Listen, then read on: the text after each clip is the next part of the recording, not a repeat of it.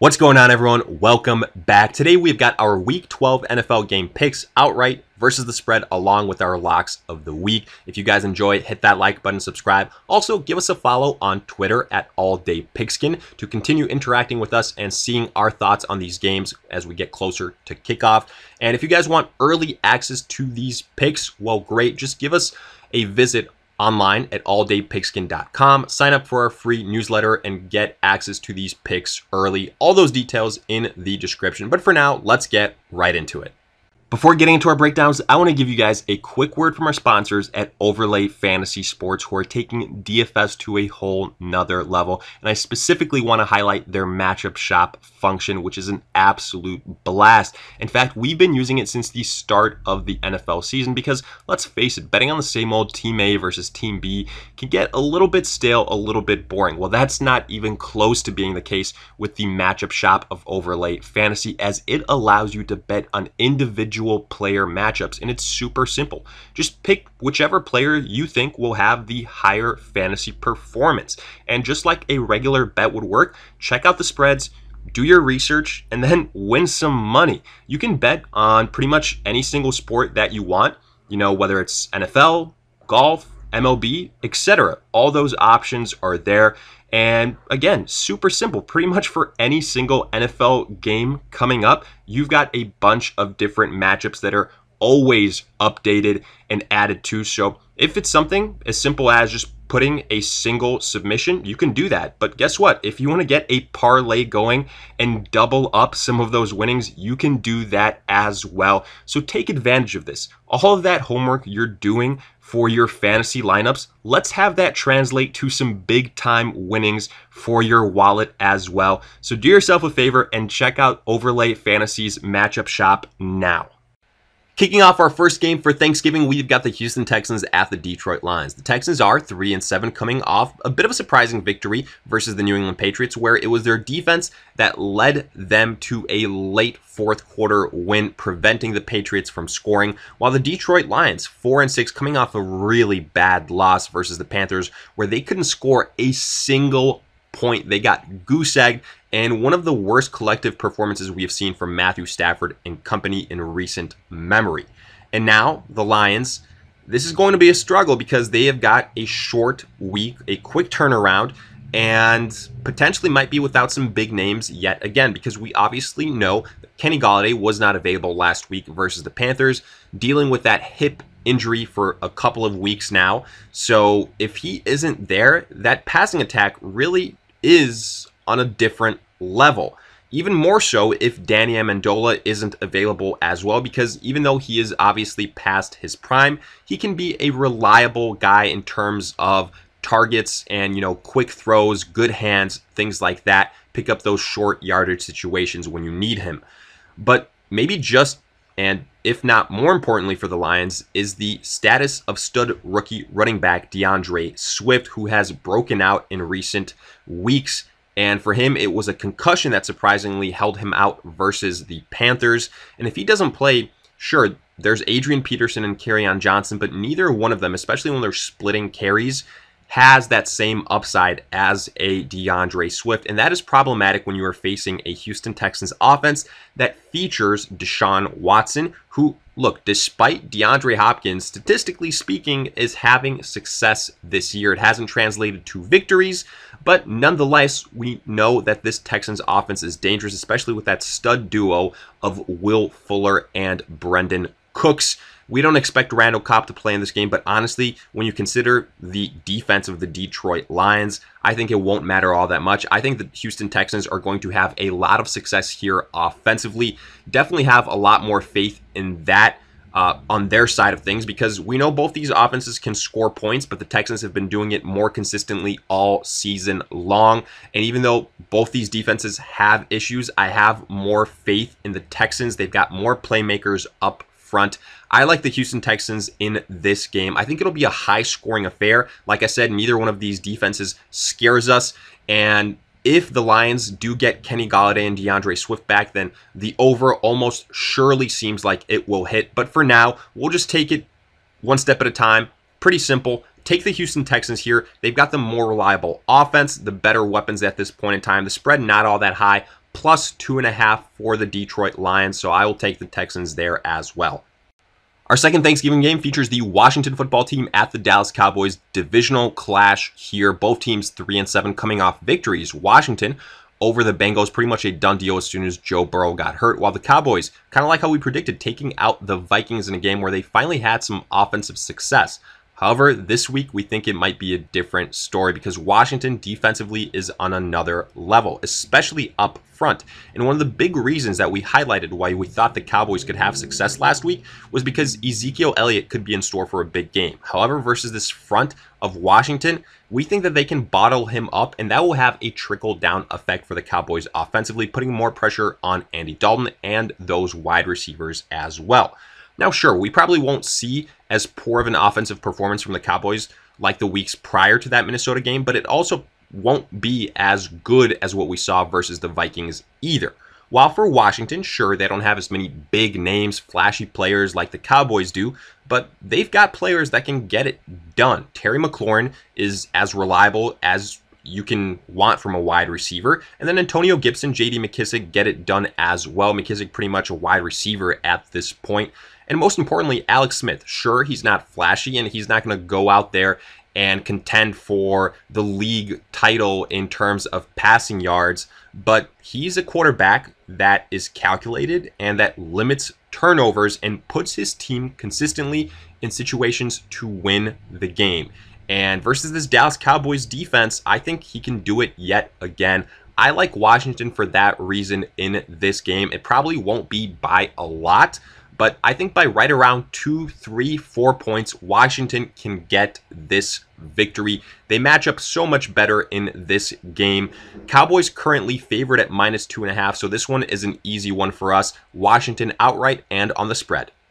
Looking at our Thanksgiving night game, we've got the Baltimore Ravens at the Pittsburgh Steelers, another divisional clash. The Ravens 6-4 coming off a tough loss in overtime versus the Tennessee Titans, while the Steelers 10-0 still undefeated after taking care of business versus the Jaguars. Now, for what it's worth, maybe this game gets moved to another time. We don't know yet just because the Ravens have had multiple COVID IR designations, which could obviously throw a wrench into all of this. But as of right now, the game is set to take place, and with that being the case, we will break it down. As far as the Ravens are concerned, look, we said it the first time these two teams squared off this year. The Steelers are the better overall team. The Ravens just haven't played up to what we saw from them last season, and a big reason why has been struggles of Lamar Jackson as a passer of the football. And whether it's because he's taken a step back in terms of being accurate, or maybe it's the wide receivers aren't getting it done. Now, to be fair, you don't have that many viable wide receiver ones on the team. Marquise Brown just too inconsistent. Then Willie Snead, Des Bryant, he's past his prime. It's pretty much Mark Andrews at the tight end position, but he can't get it done all by himself. And making things even more complicated for the Ravens is that Mark Ingram and J.K. Dobbins at the running back position have tested positive for COVID. So I'm not sure how Gus Edwards somehow hasn't. So for that reason, this running back situation is a little bit up in the air. What it really means, though, at the end of the day is that Lamar Jackson will have to shoulder an even bigger load than normal. And I think that's just a bad sign for the Baltimore Ravens. They're facing an incredibly tough Pittsburgh Steelers defense, and it doesn't get much tougher than that. For Pittsburgh, offensively, yes, they might be without Juju Smith-Schuster, but they have so much depth at that position with Chase Claypool and with Deontay Johnson that they'll be okay. Offensively, they also have a reliable running back in James Conner, who, yes, he isn't having a huge campaign, but he's still reliable. And the Ravens have been dinged up defensively, so that's also something to watch out for. Sure, this will probably be a close game because these two teams know each other very well, and it's a divisional clash after all. But at the end of the day, I still like the Pittsburgh Steelers to get the victory here. I think Lamar Jackson is trending in the wrong direction. The Ravens offensively don't have enough reliable weapons. And the Steelers right now, defensively, they're the best team in the league. They're loaded offensively as well. I like them to win outright on the spread. The Steelers are at -3.5. I don't think that's all that big of a number. I think the Steelers can cover that, so I will take them there as well. Next up, we've got the Las Vegas Raiders at the Atlanta Falcons. The Raiders 6-4, tough loss versus the Kansas City Chiefs. They almost had the Chiefs beat for the second time this year, but come up just short. Either way, though, valiant effort from them. While the Atlanta Falcons 3-7, also coming off a loss, but they got waxed completely by the New Orleans Saints. Matt Ryan could not stay upright, continued to get sacked over and over. And the big storyline here for the Falcons could be, yet again, unfortunately, the health of Julio Jones. And if Julio Jones misses this game with that hamstring flaring up last week, this could be trouble for the Falcons, because without Julio Jones offensively, Matt Ryan has been playing bad. And considering the defense of the Atlanta Falcons, which just made Taysom Hill look like a stud quarterback, then this is going to be a big problem, because the Raiders, even though they don't have the big name wide receivers, Derek Carr has been playing great football. Darren Waller has been a sensation at the tight end position yet again. He is a stud, pretty much the second best tight end after Travis Kelce this season. And then Josh Jacobs, I think he can have a big game here versus the Atlanta Falcons. And honestly, the way that I see it here for Atlanta, if Julio Jones doesn't play, I could see this game getting away from the Falcons relatively quickly, because other than Calvin Ridley, the other wide receivers offensively for the Falcons, tough to rely on. Todd Gurley, he's been getting the touchdowns, but in terms of pure rushing yards and success, he hasn't been all that great either. So for that reason, I'm giving the edge here to the Raiders in a game that I think could turn into a blowout where the Raiders win big. So I like them outright. The spread only plus 3.5 for the Falcons. And right now, the way it's trending, I think Julio Jones probably doesn't play. If he does, I think he'll still probably be limited, and I still like the Raiders. So for that reason, I will take the Raiders on the spread as well.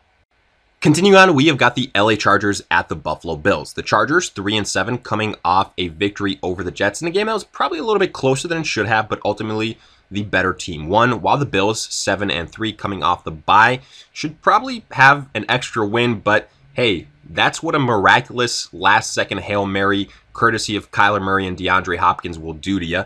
But regardless, this is a matchup here that we should be getting excited for, because it has the makings of a high-scoring back-and-forth affair.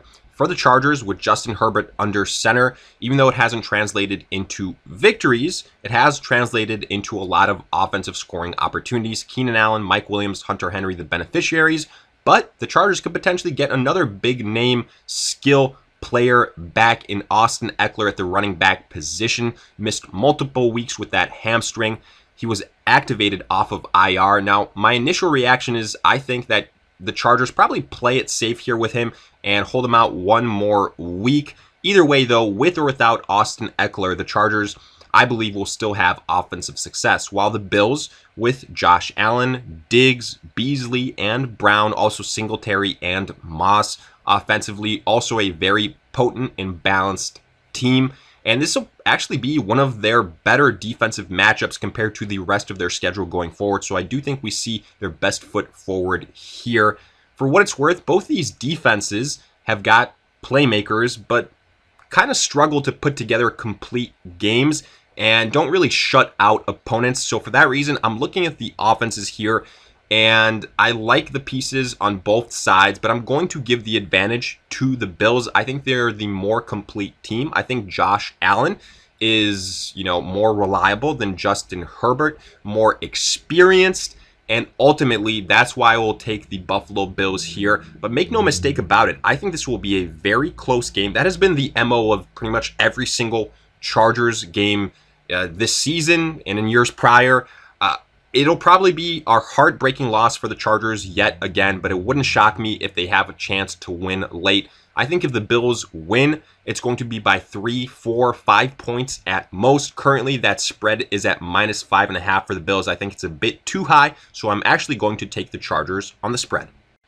Next up, we have got the New York Giants at the Cincinnati Bengals. The Giants 3-7, coming off the bye week, while the Bengals 2-7-1.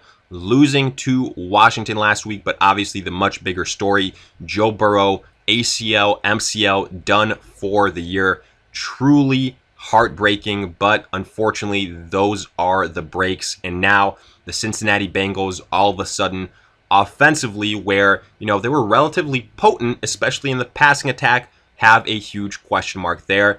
I believe a quarterback still hasn't even been named for the Bengals. And honestly, though, whoever it is, I don't really have all that much faith in them. I think we're going to see a Bengals offense similar to what we saw last year when Andy Dalton was benched and the Bengals were trying to be cute, and that wasn't all that successful. I think all of a sudden, all those viable options at wide receiver with Tyler Boyd, AJ Green, T. Higgins are devalued big time. Giovanni Bernard will continue to be the guy with Joe Mixon on IR, but obviously he takes a hit as well with no Joe Burrow. The Bengals defense is also an issue. While for the New York Giants, look, they aren't world beaters by any means, but this is a good matchup for them. I think Daniel Jones can have success. I think all those wide receivers can have success. I think Wayne Gallman can have success. And then with the Bengals quarterback situation, I think the New York Giants defense can actually have a relatively successful outing. So I like the Giants here due to, unfortunately, the injury situation at the quarterback position to win and to win relatively comfortably. Obviously, it would be a different story if Joe Burrow was playing, but that is not the case. So give me the Giants here to win. The spread right now, plus 5.5 for the Bengals. I think that's being way too optimistic. I think the Giants win, and maybe by even double digits, so I'll take the Giants on the spread too.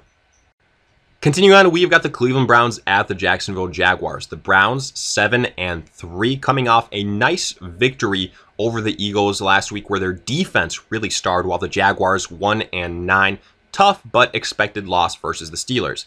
And in this game, we think it's a perfect scenario for the Browns to just be able to say, Baker Mayfield, guess what? You don't have to do all that much. Relax. We'll limit your pass attempts. Nick Chubb, Kareem Hunt, here you go. Do your thing versus this Jaguars defense. But honestly, good news for the Browns and Mayfield. Even if they do have to rely and call upon him from time to time, this Jaguars defense has been so bad that he'll probably still be able to have success. Then on the flip side, the Jaguars, sure, they've got some nice pieces with Shark and with Robinson. And Luton has been all right, but he's not the answer at the quarterback position. We all know that. And for what it's worth, the Browns will take a hit in the secondary this week with Ward out, but they could potentially get Myles Garrett back, which would also be a big win for them defensively. So this is what we're saying. In terms of going outright with the winner here, we think the Browns are going to be the pick. On paper, they've got the much better matchup offensively. This is a perfect scenario for them, and in those situations, they've usually been victorious. On the spread, kind of a big number at plus 6.5. What we will say here is if Myles Garrett returns, because he was on the COVID IR list last week, and he plays, then we will also take the Browns on the spread, and if he doesn't, then the Jaguars on the spread are a sneaky good pick. Next up, we've got the Tennessee Titans at the Indianapolis Colts. Huge divisional game here. Both these teams at 7-3, coming off an overtime win. The Titans took out the Ravens. Colts as well, beating the Green Bay Packers. And honestly, whoever wins this game will probably be the person that wins the division.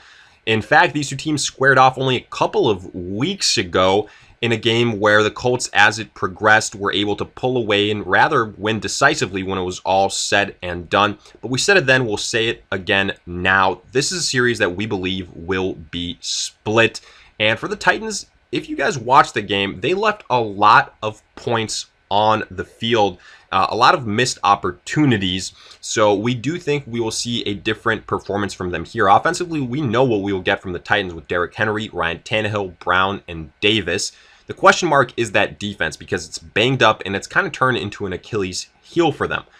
From the Colts offensively, this is going to be a huge game from them.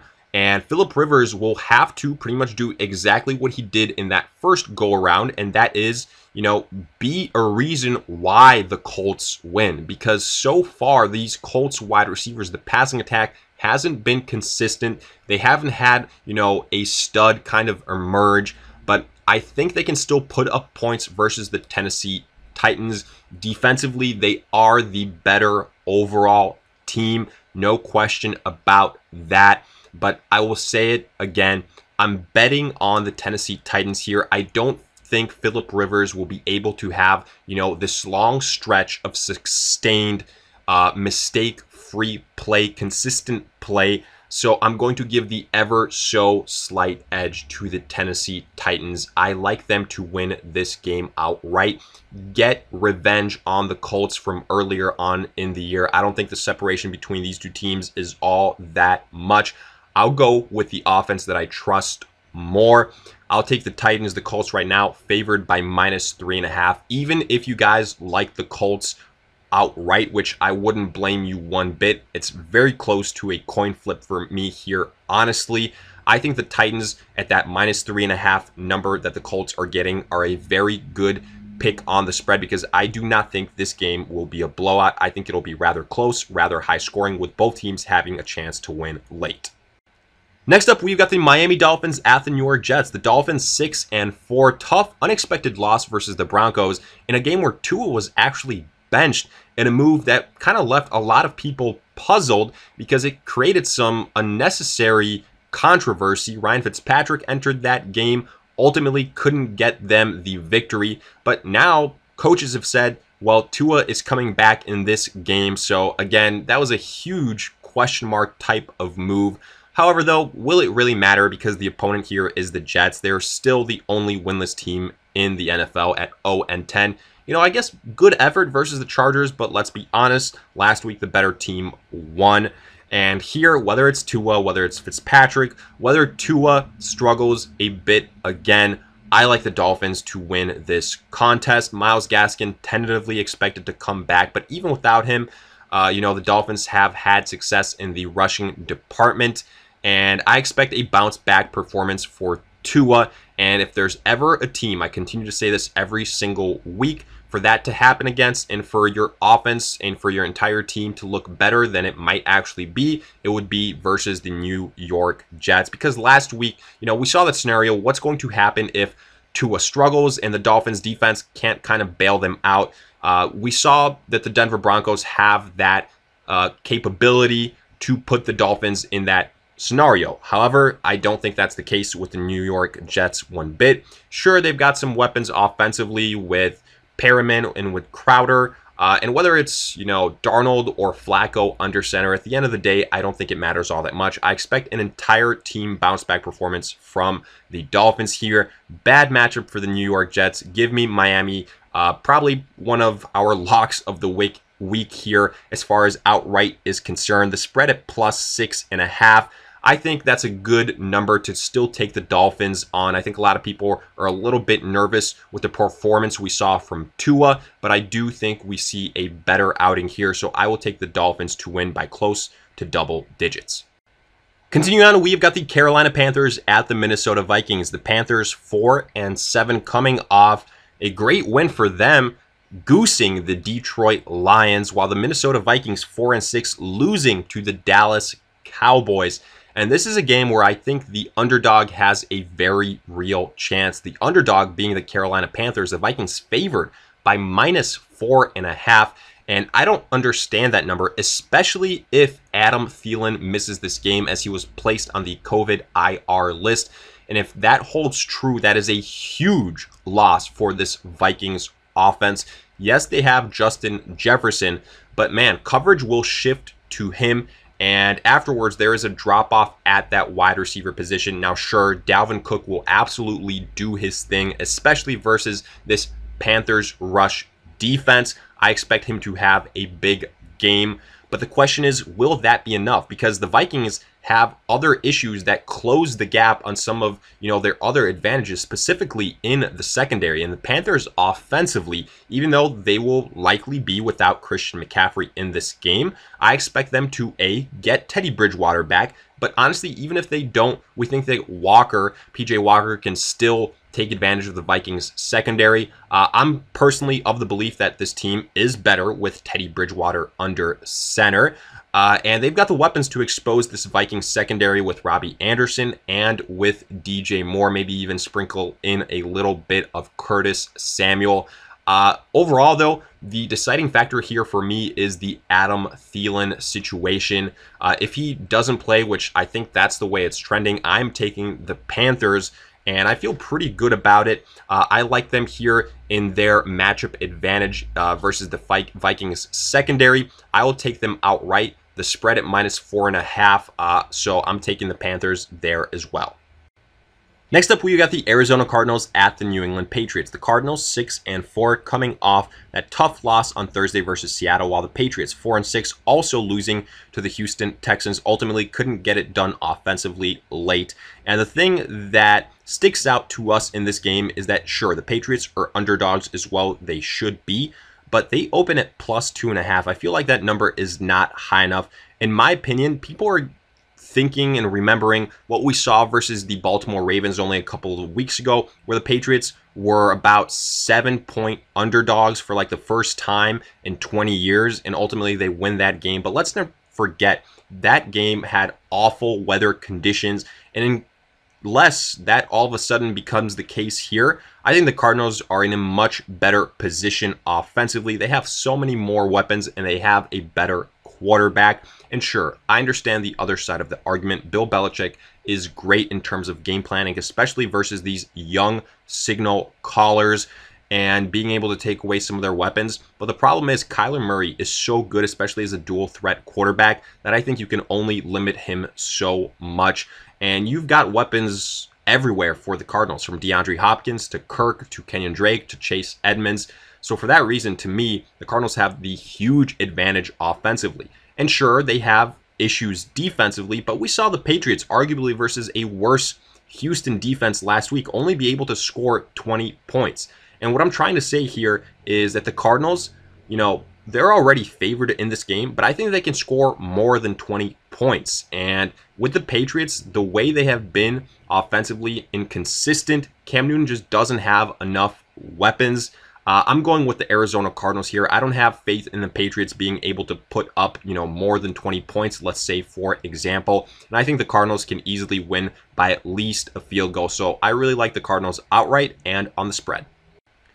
Moving on, we've got the New Orleans Saints at the Denver Broncos. The Saints 8-2, coming off that win over the Falcons last week, while the Broncos 4-6, coming off a nice, very surprising win over the Dolphins.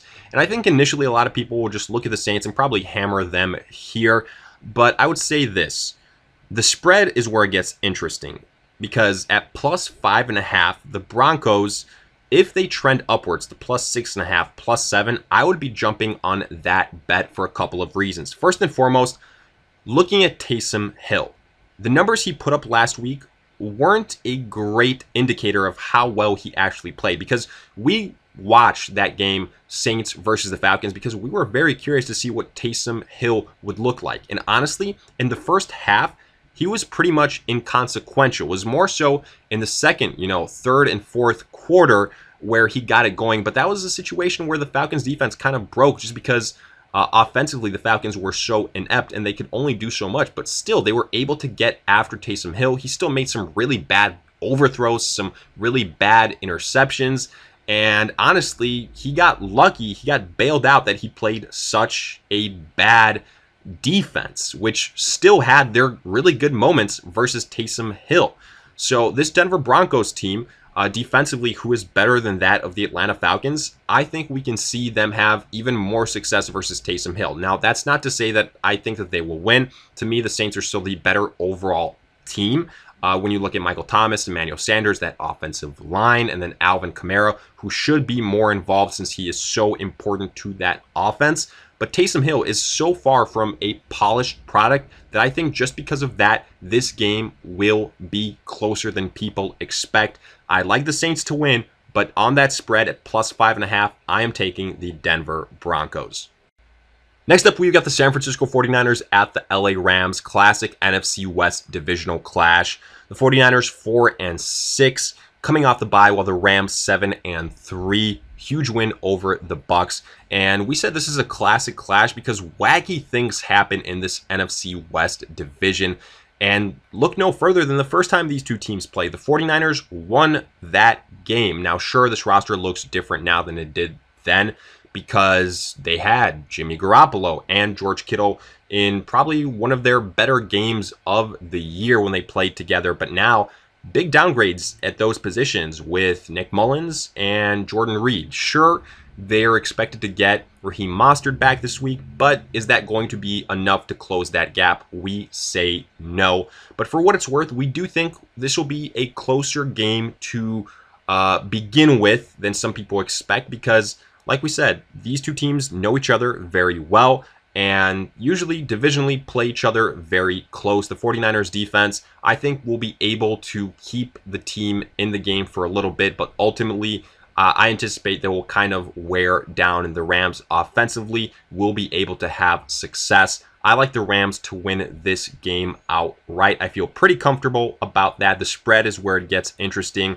at -6.5 right now. I'll still go with the Rams there, but I don't blame you if you want to go with the 49ers, especially if that number goes up.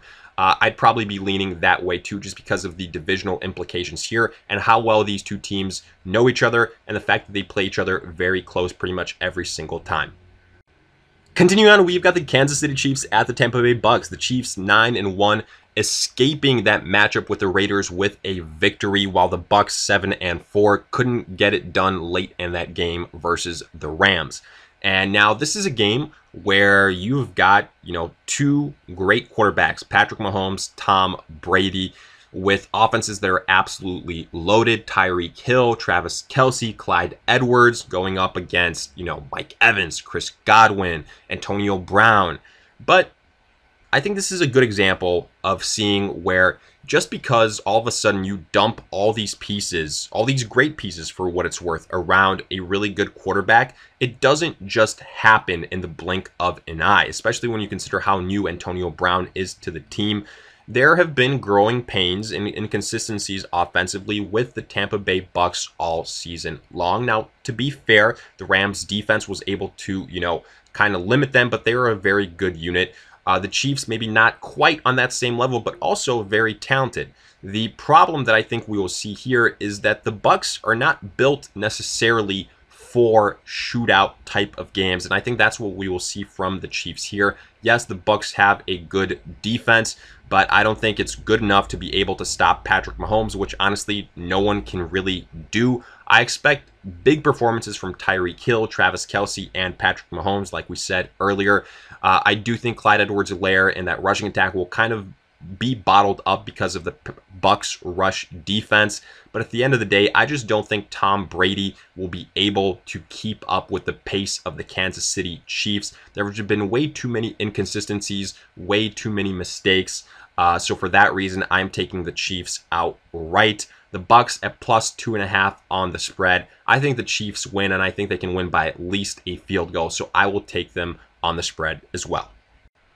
Looking at Sunday night, we've got the Chicago Bears at the Green Bay Packers, classic NFC North divisional clash. The Bears 5-5 coming off the bye, while the Packers 7-3, tough loss versus the Colts. But guess what? This is a perfect bounce back opportunity in a rivalry, which I don't know if we can even call it that because the Packers have owned the Bears in recent years, and I expect that to continue this season. The Bears, plain and simple, are broken offensively. They don't even know who their starting quarterback will be this week. Foles is banged up. Does Trubisky come back in? He's also a little bit hurt.